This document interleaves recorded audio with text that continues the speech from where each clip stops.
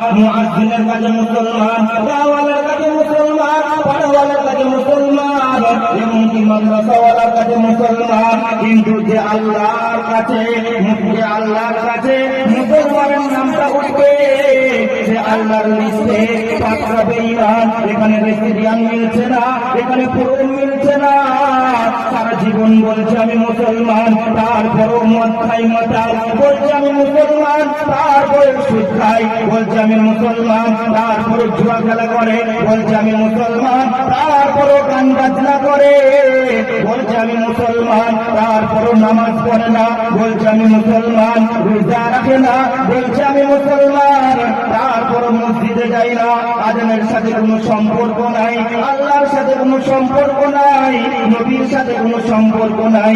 40 বছর 50 বছর বয়স হয়ে গেছে, এখনো পর্যন্ত এক ওয়াক্ত নামাজ পড়ে না, তারপরও নিজেকে মুসলমান ভাবে,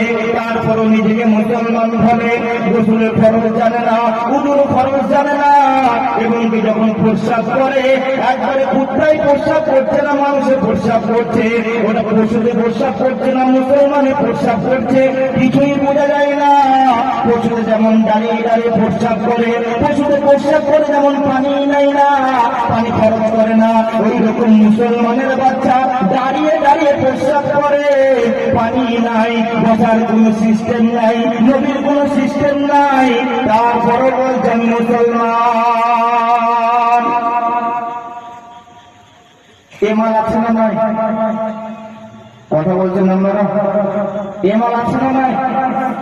জি আছে, এমাল আছে। এরাও নাকি মুসলমান বলছে, এরা কি জান্নাতে যাবে?